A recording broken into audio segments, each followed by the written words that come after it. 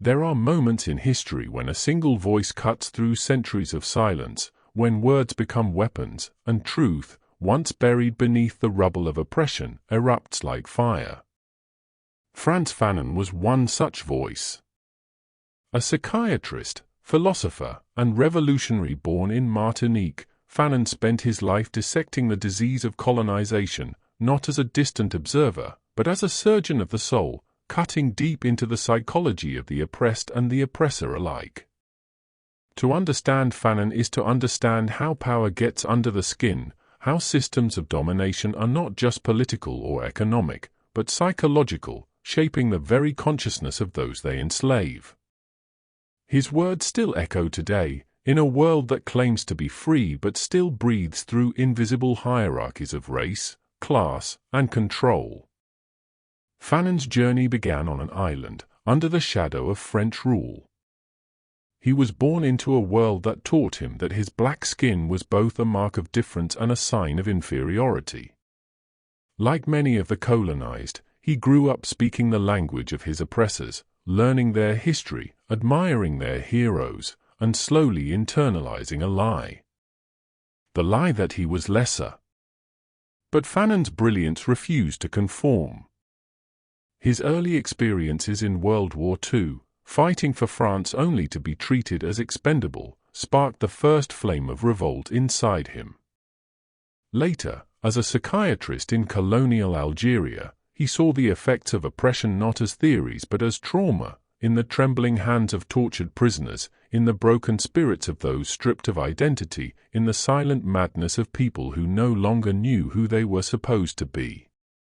Fanon realized that colonialism was not just about territory or labor, it was about control of the mind. The colonizer didn't simply conquer the land, he conquered the imagination.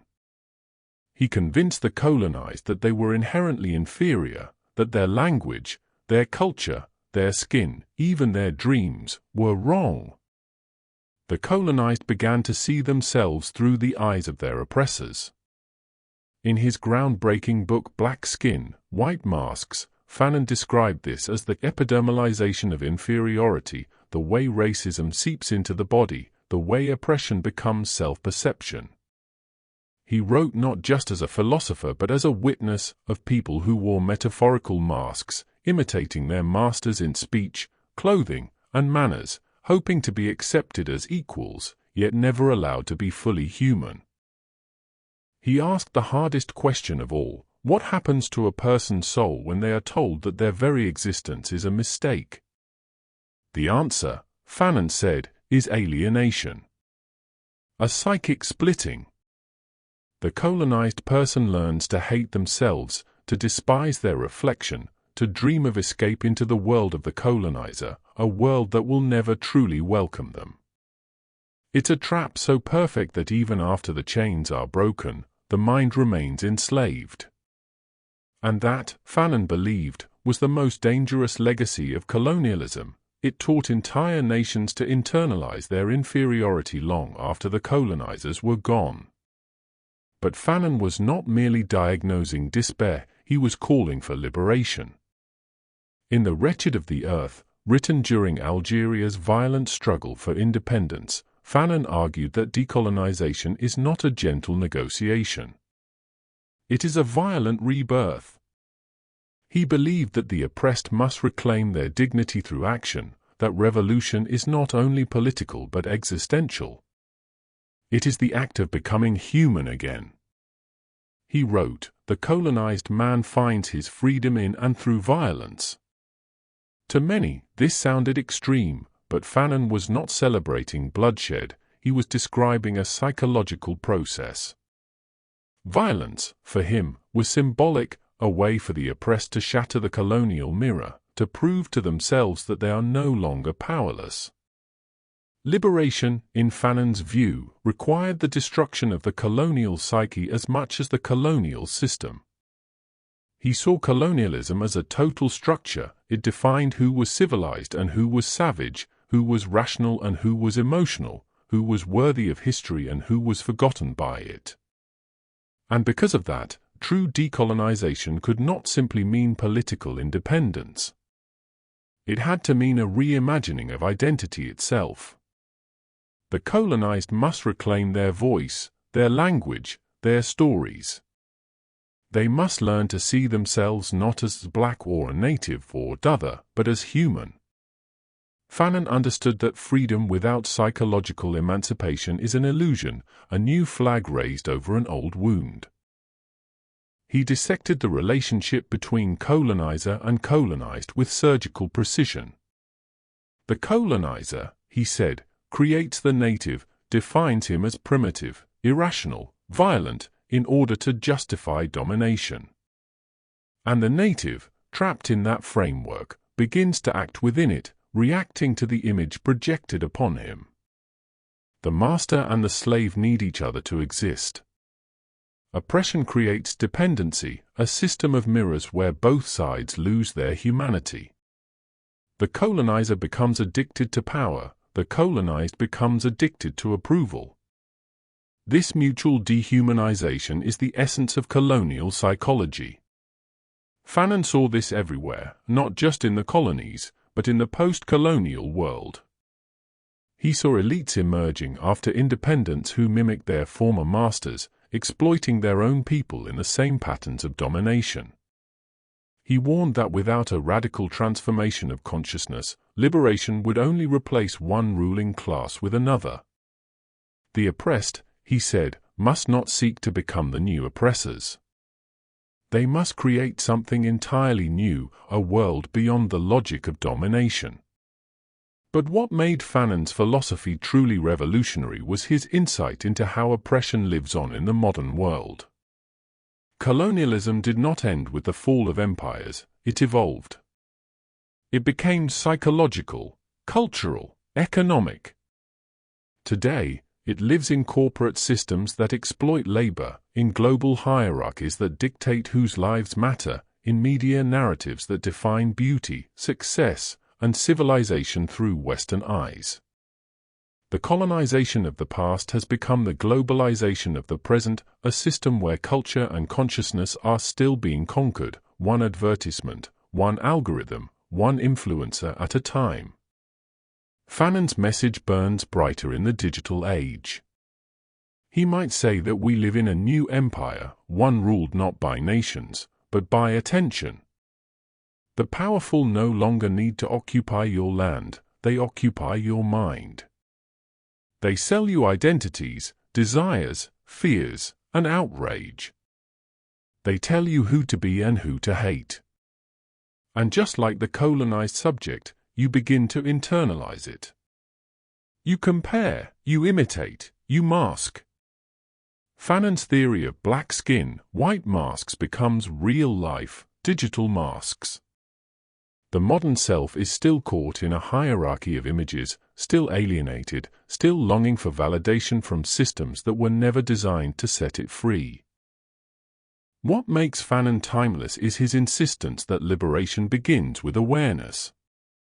To decolonize the world, we must first decolonize the mind. We must question every narrative of superiority, every assumption about normality, every hierarchy that divides human beings into categories of worth. Fanon asked us to look inward, to see how oppression breeds not only hate but self-hate, how the colonizer's voice often becomes our own inner critic. To be free, we must unlearn the language of the oppressor. And yet, Fanon was not a man of despair. Beneath his anger was a profound hope, the belief that humanity could be reborn through struggle. He believed that every revolution, if guided by justice and compassion, could heal the psychological wounds of history. He envisioned a new humanism, one that transcended race, nation, and class. For Europe, he wrote, for ourselves, and for humanity, comrades, we must turn over a new leaf, we must work out new concepts, and try to set afoot a new man. This was not just a political statement, it was a spiritual one. Fanon dreamed of a humanity cleansed of domination, where no one needed to wear a mask again. His ideas were not abstract, they were lived. Fanon joined the Algerian Revolution not as a theorist but as a fighter. He believed that theory must be embodied, that words must become action. Even as he battled leukemia, he continued writing, dictating his final thoughts in a hospital bed.